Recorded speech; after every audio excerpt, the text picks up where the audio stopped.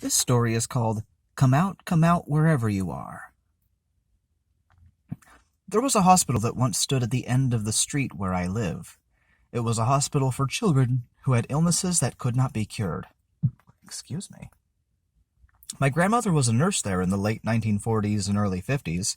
She adored the children, despite their ailments. She had a friend who also adored the children. Her friend, Rosalie Frederick, would bring fresh-baked pies from her home and ask the children if they wanted to play games. The children loved games, especially when it involved a special reward. If one of the children would beat Rosalie in a game, they would have the pie first before dinner.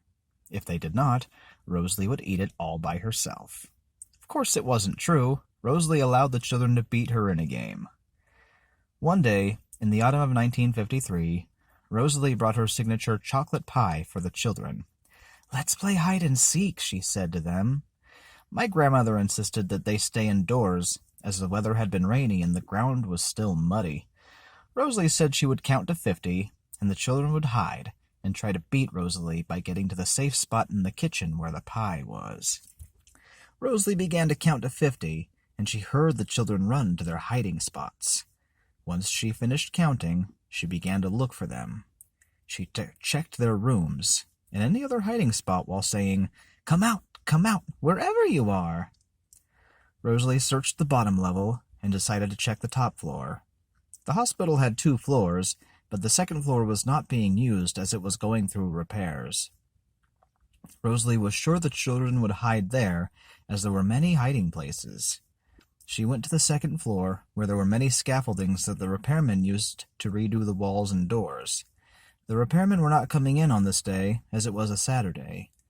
She checked the first few rooms, but no children. She didn't notice that one of the scaffoldings was not properly set up. It was holding heavy wooden boards and would not hold any longer.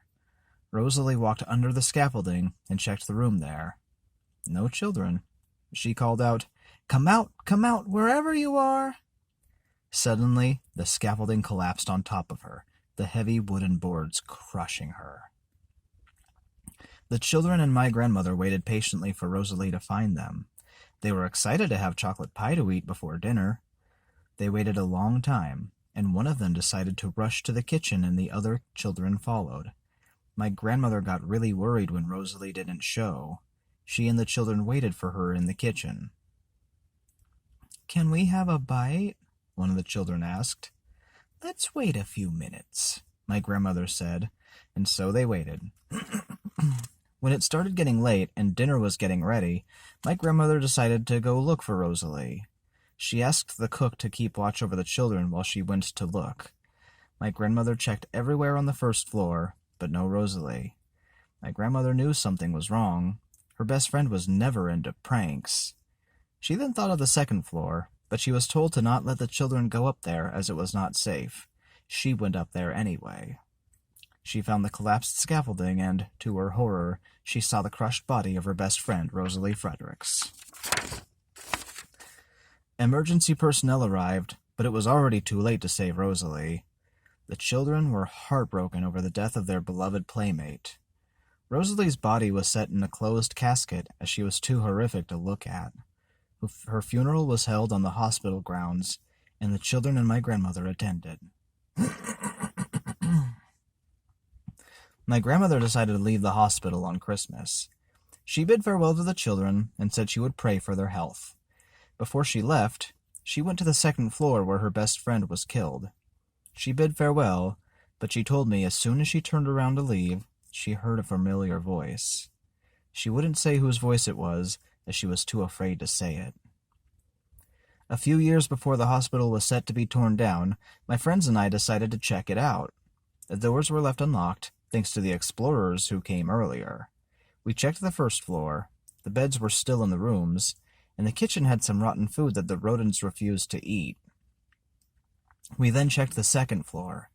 My grandmother told me the hospital decided to not reopen the second floor following Rosalie's death.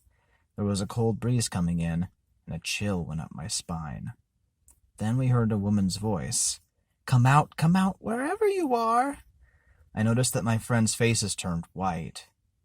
"Did you hear that?" one of them asked. The voice came again. Come out, wherever you are." "Who's there?" we shouted. The voice repeated, much louder this time, come out, wherever you are." We turned and ran. We reached the stairs and we ran out as fast as we could.